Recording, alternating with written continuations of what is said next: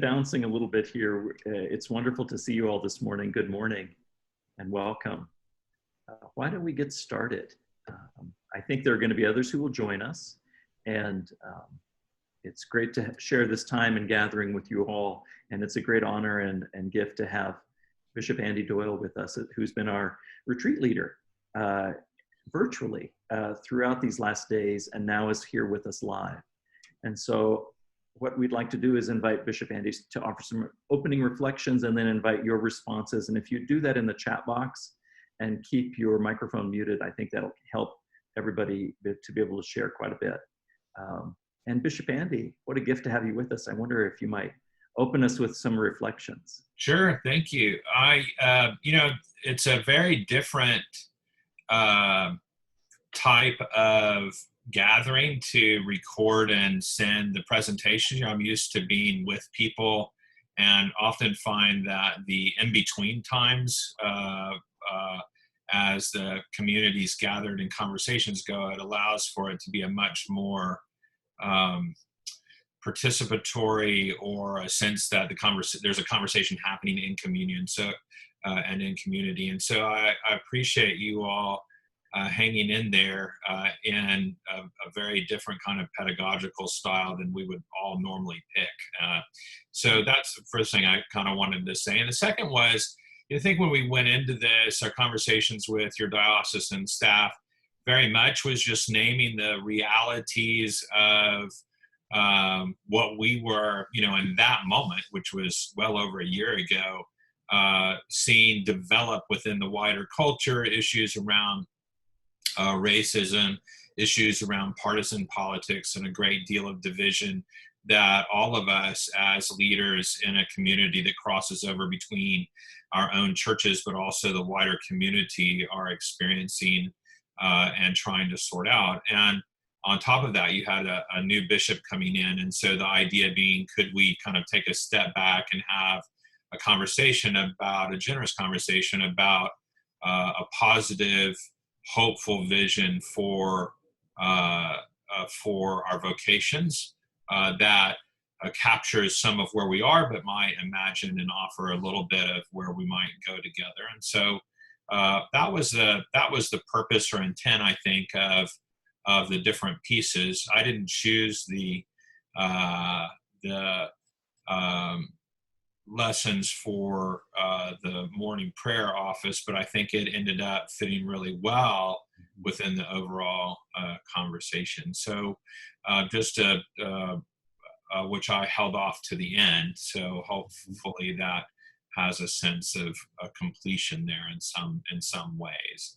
And I don't think we could have expected at all as church leaders the kind of situation we actually find ourselves in terms of stay at home, work safe, or physical distancing within the wider culture. And that's, of course, brought its own challenges. As a collective experience, we haven't had anything like this truly that impacts most homes in the country like Corona since World War II. And so this also brings its own very powerful change dynamic into the environment in which we're living. And so while we had some plans to deal with some things, tried to open that up to be aware and conscious of the fact that we're all dealing with a lot of different things. And in time, they will begin to push for a place of dominance within the wider cultural conversation, I think. Thank you, Bishop Andy. I already see a first question here. And you spoke of this at the beginning of your first talk. Could you unpack a little bit your using this idea of God's social imaginary? What does this mean? So Charles Taylor is the one that introduces notion of social imaginaries into the secular age. They are rooted deeply on ways of understanding the world coming out of the 16th and 17th centuries. But what he says is that most people in the world deal with or expect that there are three basic social imaginaries. These are held by most people, and they are the ways and places in which we engage with one another in our regular lives, church lives, regular lives, every life. One of them is politics. So we have a shared understanding of politics in which the demand is consensual by the people. And that holds, there's more to it than that, but just to say that he holds politics as one of the key social imaginaries in which we as a people discern the manner and persons to govern, and that it doesn't happen the other way around. Mm-hmm. Now, I think that's changed a little bit in these last 2 decades around professional politicians and the professional political world, and we can certainly go down that rabbit hole if we want. But just say politics is one. The second one is economy. There's a basic understanding of goods, services, values, and the right for us to choose and be connected to those objects and to have them protected by our political structures. So the second one is economy. And what you find out really quickly in our secular age is the work of the government is to protect our individual inalienable right and our goods that we possess. The third one is the public sphere. And the public sphere is that place in which these other two things are taken into consideration and argued out. So one of the tasks for the Christian who intends to make a gospel proclamation into this world is not just an understanding of those three different social imaginaries, but then the question is there a greater good, a flourishing greater than individual flourishing? And as a theologian, is there a flourishing that is greater than even communal flourishing?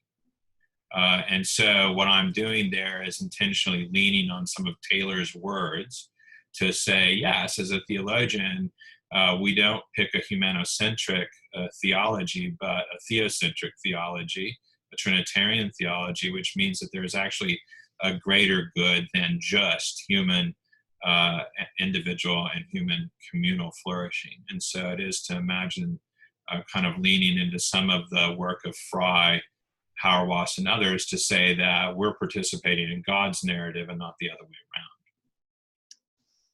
Thank you, Bishop, and thank you, EJ, for that question. I have another question, Bishop, from Jeremiah. What, given what you've just described in that imaginary, what does mission look like in a time when so many of our members are unable to go out of their houses? Well, I think that this is a big moment for us to begin to learn from this experience in terms of how we can navigate missiology in the future. And one of those is to come to terms with the fact that a lot of people actually don't go to church because they work. Most people in our cultures work on Sunday, actually, despite what we believe happens on Sunday morning. And so if you want to have a missiology that incorporates people who work at different times in different places and can't always attend, or even our shut-ins. And so you begin to realize that what we've experienced is what it means to try and participate in church when we can't attend. And so it gives us a sense that we actually have a mission to provide worship and services, gatherings, prayer, and Bible reading that happens through the new means of technology. Is it where we should spend our time? No, it should always drive us to the incarnational gathering of community where we are together in person. But this experience helps us to understand that there actually is value and that many people can participate in ways that they couldn't. So even as you said, Greg, before most people came on, there are a number of people who wouldn't have been able to attend but have attended over the last 3 days and participated in the common life of the clergy of Colorado because it was done this way. So there actually is some benefit to learning how to do it. And the second thing is that we've learned that the importance of different kinds of contact with our parishioners. And so perhaps for the first time since the 1950s and 60s, when clergy were actually visiting with people, we have used new forms of communication to be in touch with our parishioners. And so I think as we come out of this, we need to look at what that adds to our work as we go forward. But that's going to require also that we use the time in isolation to discern, and I think people are already doing this, even if it's subconsciously. We have an opportunity to discern what things we do presently that actually don't create the same benefits that we might want to lay aside. So when we think about coming back, a lot of times we think about coming back as if nothing happened.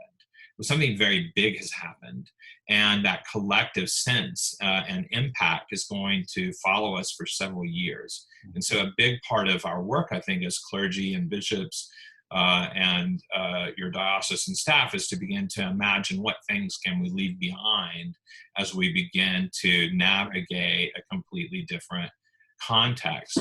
And what we have to look at actually would be the ways in which people and other large collective events like World War II, for instance, sorted out different ways of behaving and doing and being that would be changed post armistice. So there are some patterns of behavior we could look back at and vision and purpose that may actually be of some use to us. Most of us, unless you're in your late 80s, weren't even around then. And so we've really lost a capacity to remember how adults led during that time period other than some primary and secondary sources. So I think there's some ways of looking back to certain time periods to see, or even the plague time periods, for instance, or reading through Martin Luther's Is It Okay to Flee the Plague? Like there are resources out there that need to be adapted and brought forward and considered in ways that we could look and see how to be a missiological church in this new era. Thank you, Bishop. I have a question here from Linda Brown about deacons. I think in your second talk, you talked about the role of deacons. And it's moving quick here. How could you say a little bit about this role of deacons that you spoke of being church planters in small communities? That's a very interesting piece. Well, I just think that the part of what's going to happen, I think we've spent the last, maybe we could eke out 100 years. But for the most part, the priests have been the primary people who planted congregations. But I actually believe that lay people and deacons can participate in planting congregations and communities in new ways as outgrowths of service and ministry that they're working on. And so it's just to say that I think that we won't have a clerically dominated missiological strategy over the next 5 decades. I think I would be really surprised if we reached 100 years from now, for instance, and we didn't see all kinds and manners of new communities being formed by all kinds of people. And so to leave deacons out of that, because we only imagine deacons doing work within the liturgical life of the church or the pastoral life of the membership of the church or leading kind of one-way service options, is actually to undermine a key teaching, a key potential vocational call for deacons. And so, part of imagining the future is to open and break open the vocations, not to shrink them. And so to think of all the possibilities. Could deacons start communities? Well, yes, of course they could. So that may be very much a part of what we could imagine. And whether or not they're paid or unpaid, I think we're going to see a much more mixed economic reality continue to bring life into the church. So Bishop, thank you. There's a question that kind of follows on that when we think of these new and forming new communities and missional communities. In Texas, do missional, or what you've called small batch communities, choose to connect from time to time with the diocese in a wider way, or with parishes? Mm-hmm. So how does that happen? yeah, so each one of our missional communities or small batch communities is actually connected to a church so that they have resources, guidance, and spiritual support, as well as structural support from an existing congregation. Part of it is to understand it's a way of opening and creating other doors into congregational life. So missional communities or small batch are really kind of the satellites of a growing missiological church that has maybe existed as attractional up till this point. And so that's one piece of it. The second piece is that we do actually hold conversations constantly with those individuals who do that. So they receive some conversational support and kind of thinking support and pastoral support from diocesan staff, which I think really helps us in providing some longevity to them.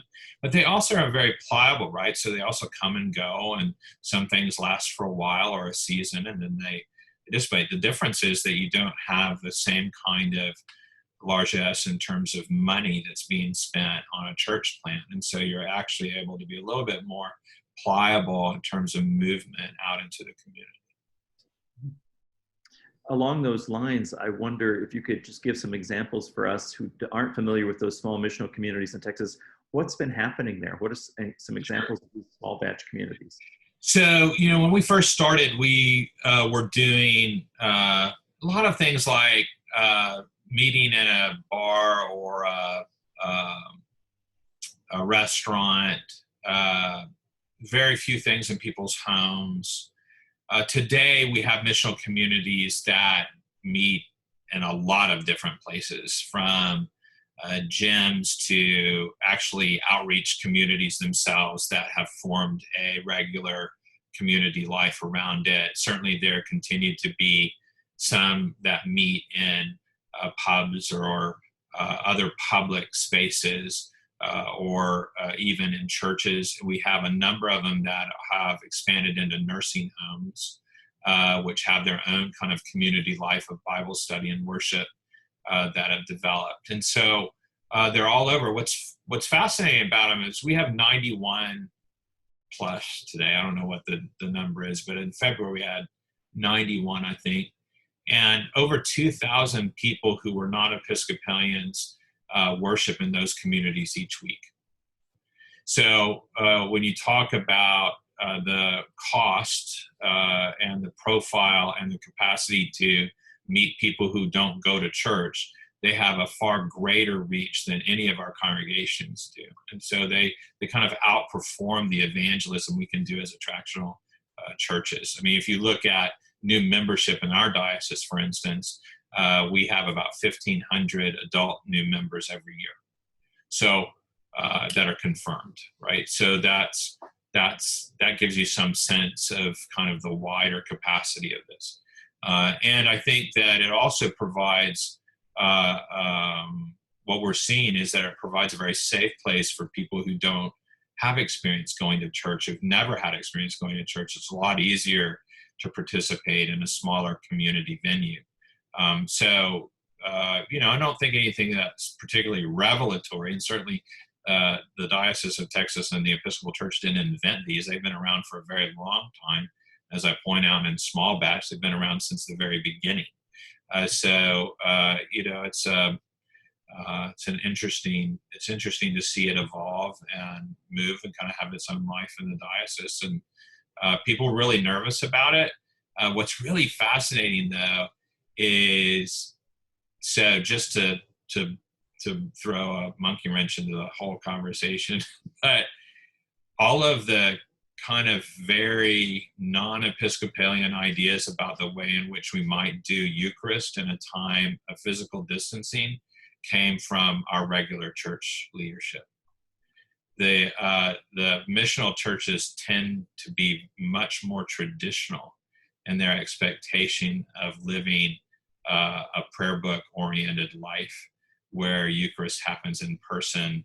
I mean, it was a fascinating, so as creative as they are, the people who are participating in those tend to really love the Episcopal ethos of the gathered community that has Eucharist together, even if that's in a small venue versus a larger church. And so I was fascinated by kind of where some of those ideas came from and how people were dealing with that. Great. One of the things that's required for these new communities to begin to happen is for clergy and people to take risks. And I wonder if you could talk a little bit about giving that room for risk to happen. I think when you and I talked last year, it was around how to fail gloriously, right? Yeah, I mean, I got to think, I think there are actually very few things. After, I was canon for 5 years and I've been bishop for 12 now. I don't know, a long time. So, one of the things I've realized is actually there are very few things that really break the church. The church is a pretty resilient creature. And so a lot of times I think we have a deep sense of control that actually is an impediment to trying new things. There's a lot of new things that fit perfectly well within our tradition and in our canons and polity that can be done. And so I think some of it is to unleash some creativity and allow other people to lead and to go and to do. And so if we have more capacity for failure, we actually will learn more about the community outside of our churches. And so going out and being willing to fail, we actually will learn a lot about what it means to gather people and what are the expectations about gathering and what do people have problems with as they listen to us evangelize or talk about the gospel. And so that kind of edge of give and take and failure and success is really an important ingredient to a healthy life in community. In fact, both the natural world and community life and business world, all of those places we see that life and death is a natural part of existence. And when you look at a Harvard Business piece by Argylis, I can't remember his name, Teaching Smart People How to Learn, these kind of pieces reveal to us that if we actually don't fail, we actually stop learning. And so you could look at the work of Nassim Taleb in terms of what it means to become anti-fragile. And there you would find the same kind of thing. So whether or not we're talking about our muscles and going to the gym and how you actually are breaking down muscles in order to build strength, diversification, opportunity for failure, the breaking down and the building up all go together. That's great. Thank you, Bishop Andy. There's a follow-on question that's very helpful from Liz. I want to ask, how might the Episcopal Church take on a clergy compensation model that's more like the Church of England and in a way that would allow clergy to actually take these risks and pursue missional vocations instead of being economically incentivized to be in larger, better resourced congregational settings? Right. How, in a sense, do we free ourselves from capitalism and to be able to live into this social imaginary that you described? Well, I think one of the pieces first is, I think Catherine Tanner's new work, taking apart Weber's ideas around capitalism, is really an important part of our conversation. We don't actually live in a purely capitalist society. We live in a mixed kind of economy. And so getting some sense about that. I am very skeptical about that model. The Church of England does actually not show a missiological success. It shows the opposite. And so their compensation model actually has some problems within it.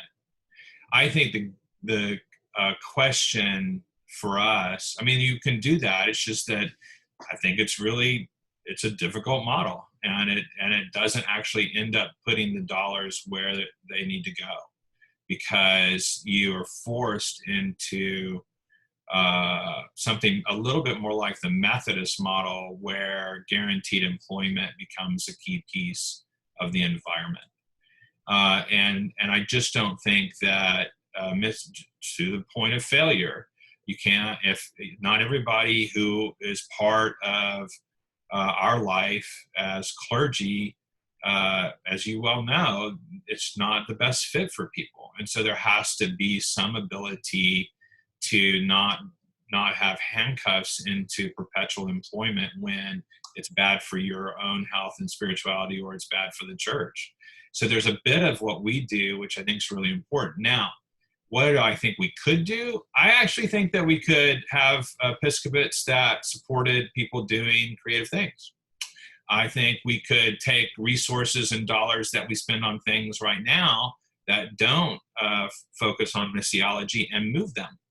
I think instead of selling a piece of property or a church and putting it into underwriting our annual budget, it ought to be devoted to a new church project or a new mission.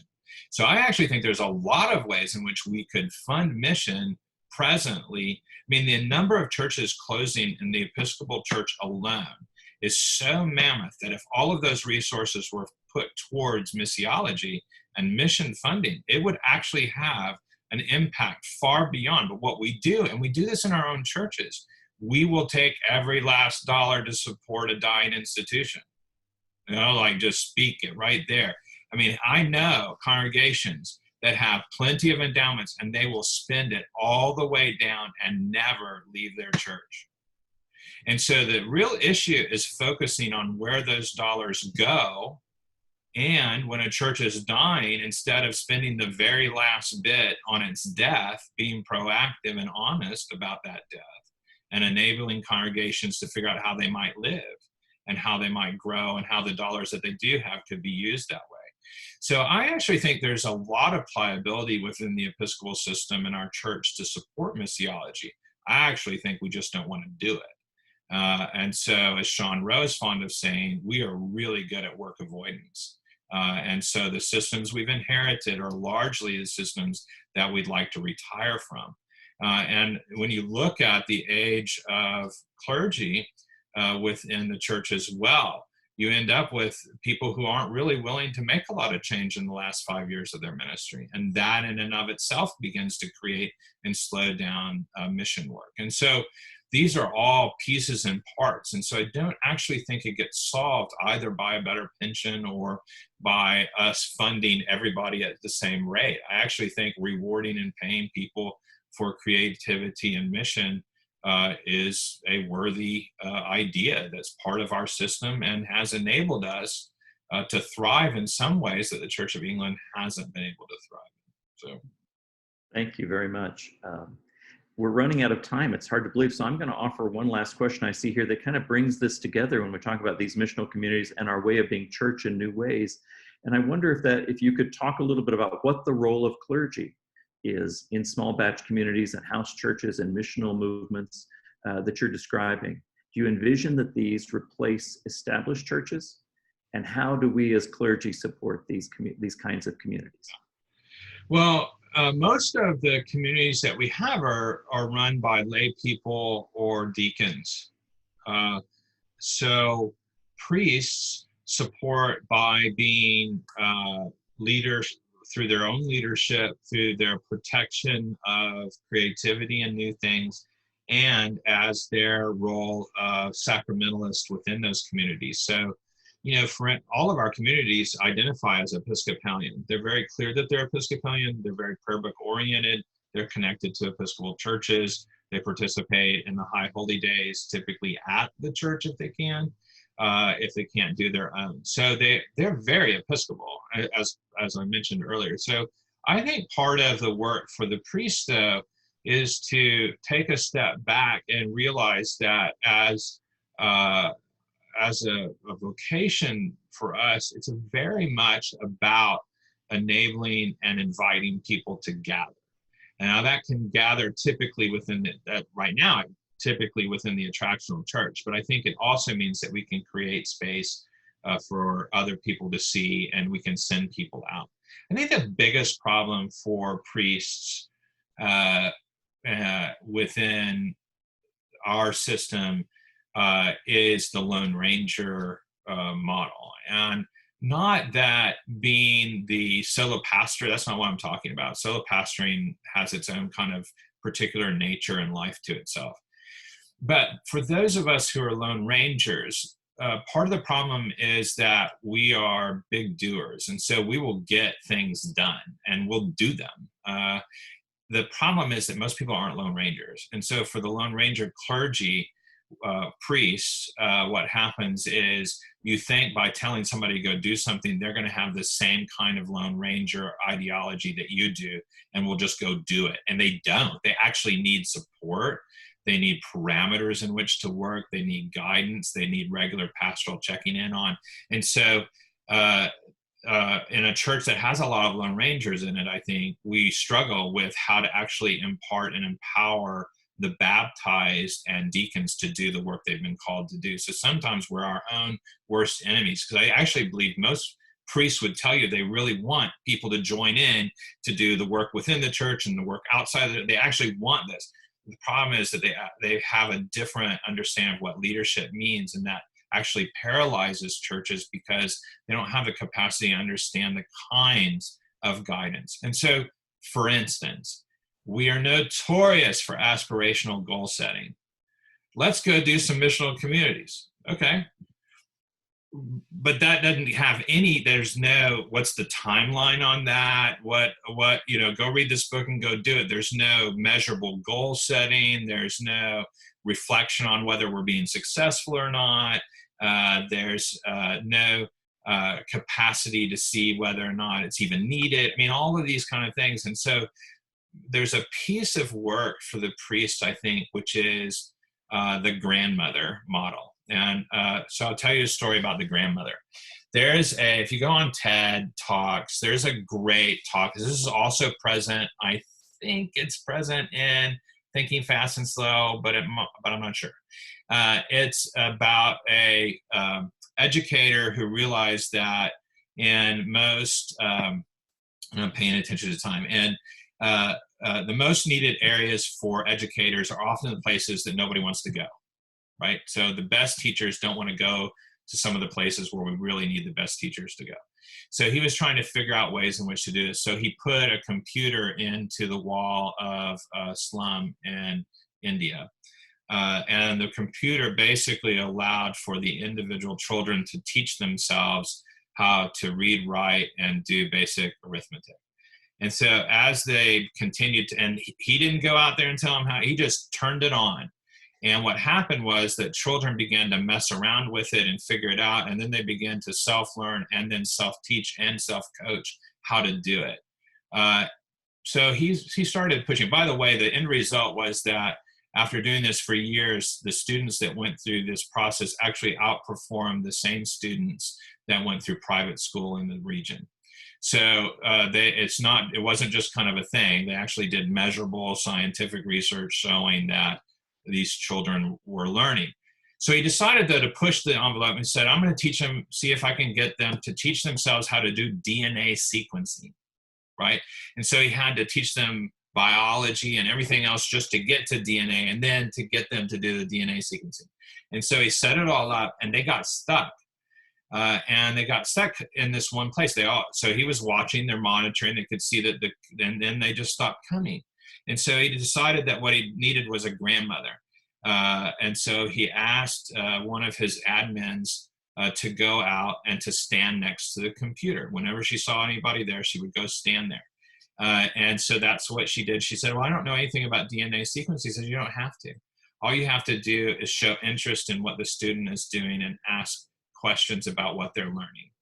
And so that's what she did. She went and stood by the computer, and they ended up teaching themselves the rest of the sequencing project.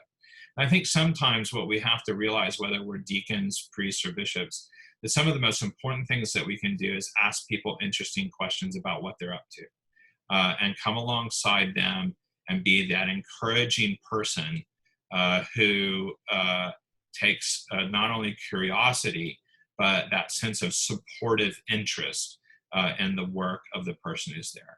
We have a huge capacity in our churches when we look at the numbers of people that we have and the possibility for mission. And I think that as we have an opportunity to engage that, if we will do it with curiosity, a lot of love and patience and willingness to fail, we actually will discover things about ourselves and about our people that will break open the old Lone Ranger and institutional models that we've inherited.